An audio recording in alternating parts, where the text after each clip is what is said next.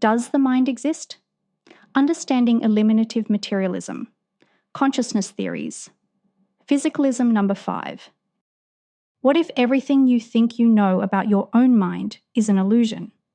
Eliminative materialism makes this radical claim. They claim that all your beliefs, desires, thoughts, fears, sensations, and pains don't actually exist.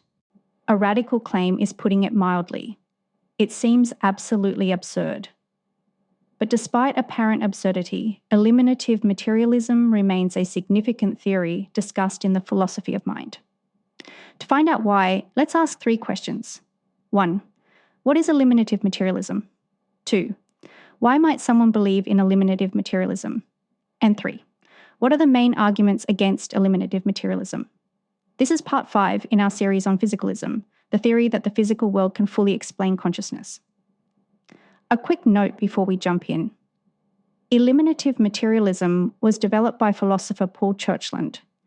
Sometimes eliminative materialism is attributed to the late Daniel Dennett. While it is true that Dennett and Churchland share similar perspectives, Dennett's views don't strictly align with eliminative materialism. So, in this article, I'll describe Churchland's view, which is outlined in his classic paper, Eliminative Materialism and Propositional Attitudes. Question 1. What is eliminative materialism? The materialism part of eliminative materialism refers to the idea that all human capabilities can be explained by the physical material brain. The eliminative part refers to the idea of eliminating our common sense understanding of the mind. The argument the eliminative materialist makes can be summed up like this. As we learn about the brain, our common sense theory of the mind, with its concepts of beliefs, desires, thoughts, pains, and the like, will be shown to be wrong. So we will eliminate this theory along with its concepts and replace it with a more neuroscientific understanding. Before we get into the logic of this argument, there's an important distinction to highlight between eliminative materialism and reductionist views like the mind-brain identity theory. Reduction versus elimination. You'll recall that identity theorists are happy to keep concepts like beliefs, desires, thoughts, and pains because they think these mental states really do exist. Mental states are simply brain states, but at a different level of abstraction. So, the mind-brain identity theory is a reductionist theory. They believe the mind can be reduced to the brain, just like water can be reduced to H2O. But the eliminative materialist is an eliminativist theory. They seek to eliminate the mind altogether along with the concepts that go with it, like beliefs, desires, thoughts, and pains. Side note, classic forms of functionalism are also reductionist theories. They accept that beliefs, desires, fears, sensations, and pains exist, but they are functional states. The logic of the argument. Eliminative materialism has 2 premises. Premise 1. Our everyday common sense framework of the mind is a theory. Churchland calls this theory folk psychology. Premise 2. Folk psychology is a bad theory. From these 2 premises, Churchland concludes that because the theory is so fundamentally wrong, it should be eliminated and replaced with a better theory. When a theory is bad, the argument goes, a simple reduction will not work. And Churchland judges the ideas of folk psychology to be too confused and too defective to survive reduction. When discussing Churchland's arguments, it's important to distinguish folk psychology from the modern academic discipline of psychology. By folk psychology, Churchland is referring to our everyday common sense understanding of mental states, the intuitive framework we use to explain and predict behavior based on everyday concepts like beliefs, desires, fears, sensations, pains, and intentions. While Churchland may take issue with the academic discipline of psychology's use of terms that originated in folk psychology, Churchland's critique is aimed at the common sense notion of mental states, not at the biological explanations given in the academic discipline of psychology. Question 2. Why might someone believe in eliminative materialism? Let's examine the strength of the 2 premises. Premise 1. folk psychology is a theory. So, what exactly is a theory? A theory does two things. It tries to explain why something happens, and it tries to predict what might happen in the future. For example, the theory of gravity explains why objects fall to the ground and predicts how they will behave under different conditions. It explains why planets orbit the sun and can predict the paths of celestial bodies. Importantly, all theories can be wrong.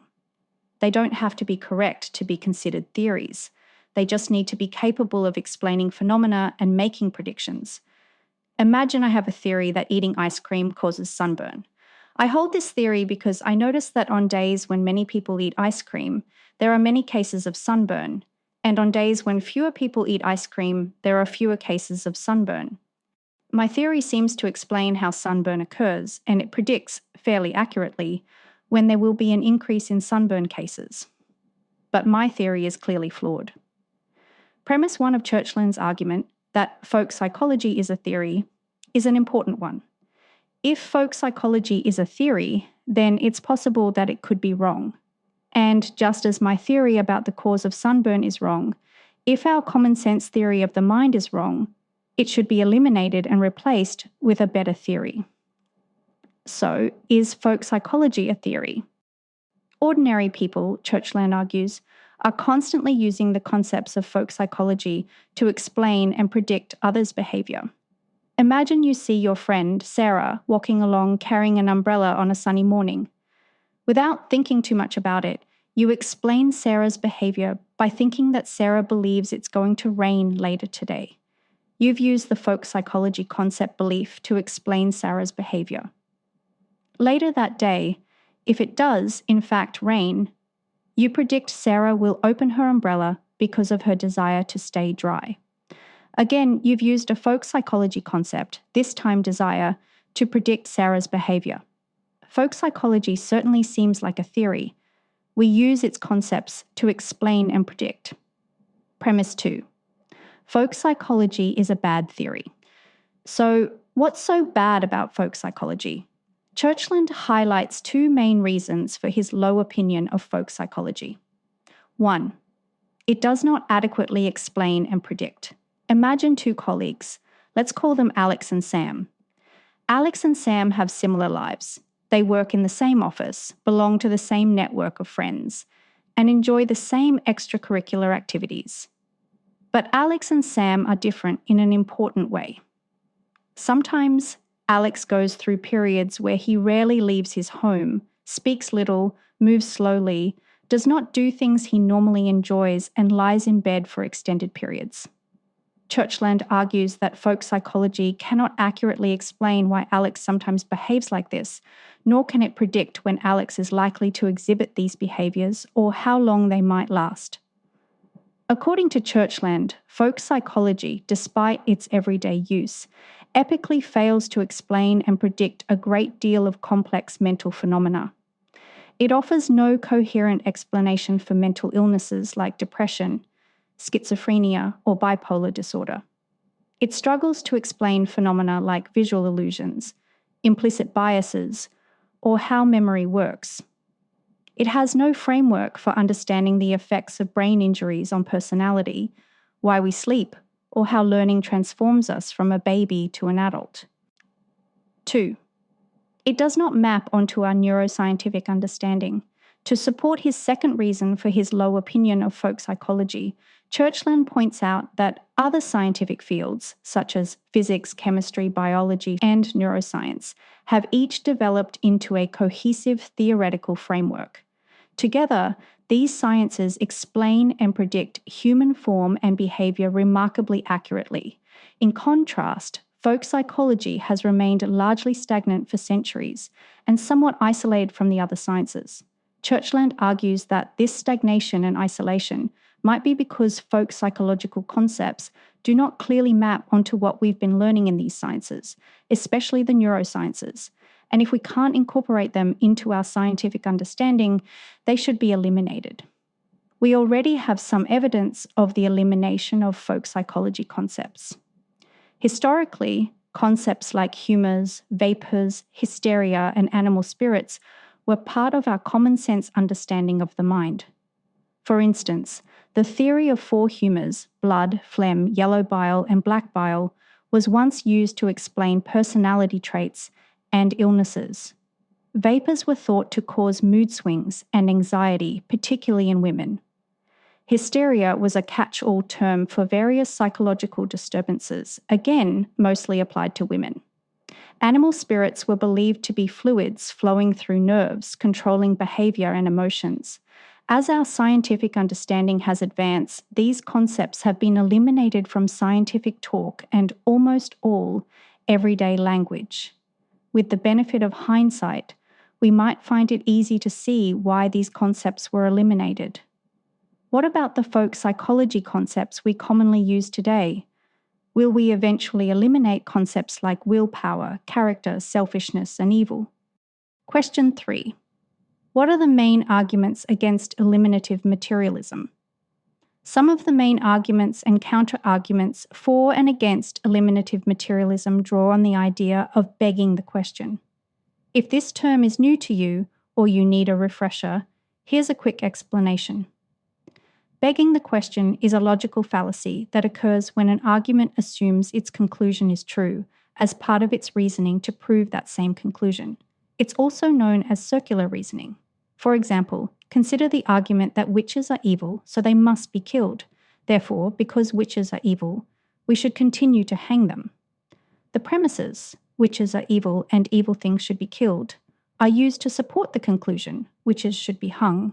The argument assumes what it's trying to prove.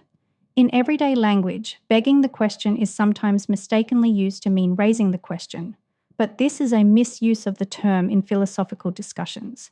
To argue against eliminative materialism, we can challenge its premises, and we can question the soundness of its argument. Let's take these arguments in turn. 1. Folk psychology is not a theory. The first argument against eliminative materialism challenges the first premise. It suggests that eliminative materialism is wrong because folk psychology is not a theory.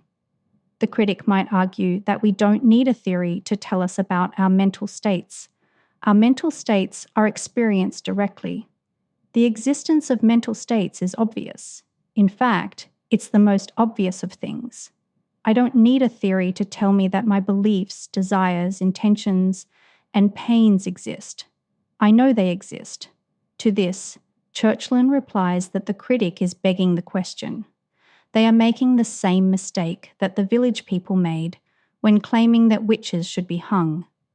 To insist that our common sense understanding of mental states is valid is to beg the question. The premise, I can see that I have mental states, is used to support the conclusion that I have mental states.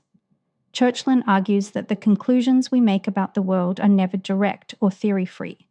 Instead, we always interpret our observations using our existing theories about how the world works. Therefore, the conclusions we draw are shaped by and limited by the theories we use to understand our experiences. So, in the case of witches, the merit of the conclusion is only as good as the theory of witchcraft, which we now recognize as flawed. And in the case of mental states, the merit of the conclusion that mental states exist is only as good as our folk psychological theory, which Churchland argues is similarly flawed and inadequate. 2. Folk psychology is a good theory. The second argument against eliminative materialism accepts that folk psychology is a theory, but challenges the second premise. Sure, claims the critic, folk psychology might be enhanced by neuroscience. And perhaps some concepts like willpower, character, selfishness, and evil might be eliminated from our vocabulary, but the elimination of all mental states is a little over the top, don't you think? Folk psychology, the critic might argue, is actually a pretty useful theory that helps us make fairly accurate predictions about others' behaviours. In fact, we've been using this theory for a very long time, and it has served us well. We don't need to know what goes on in the brain to predict behaviour. Folk psychology does a great job. Perhaps the question of elimination versus reduction of folk psychology will not be answered with a simple either-or. Our future understanding of mental states might involve some elimination, but also some reduction, and possibly the introduction of entirely new concepts altogether. 3. Folk psychology is a contradiction. The third argument against eliminative materialism challenges the logic of eliminative materialism. If I say, I believe that beliefs don't exist, what exactly am I saying? The claim that the eliminative materialist makes, that beliefs don't exist, requires a belief. In other words, it requires the existence of the very thing it is trying to deny. So, the argument seems logically inconsistent. But here, again, Churchland claims the critic begs the question.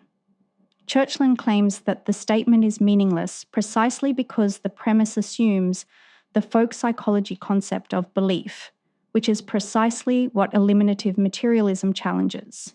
Here's an analogy from Patricia Churchland, Paul Churchland's wife, that may be helpful.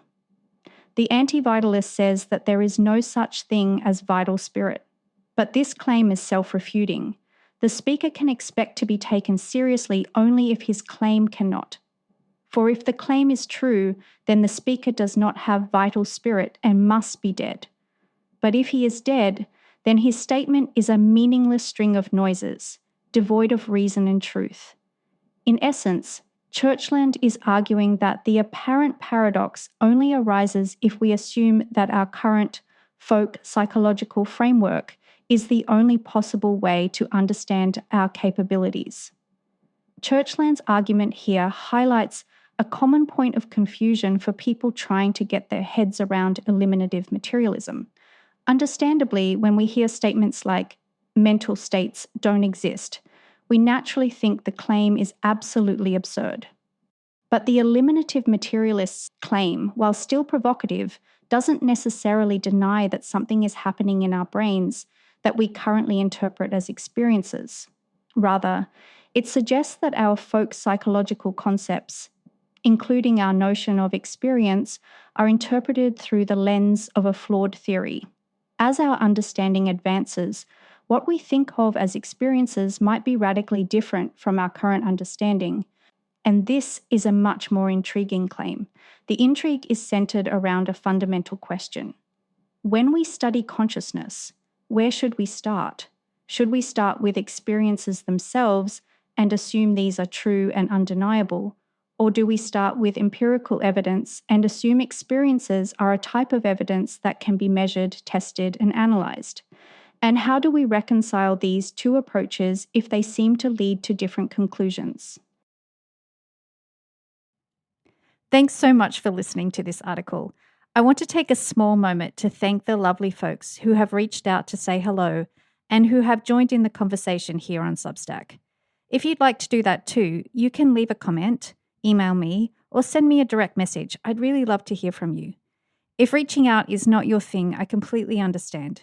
Liking the article and, of course, subscribing to the newsletter helps the newsletter to grow. If you would like to support my work in more tangible ways, you can do that in a number of ways. You can become a paid subscriber, or you can support my coffee addiction through Buy Me a Coffee platform. I've included a link in the article. I want to take the time to personally thank those of you who have decided to financially support my work. Your support means the world to me. It's supporters like you who make my work possible, so thank you so much.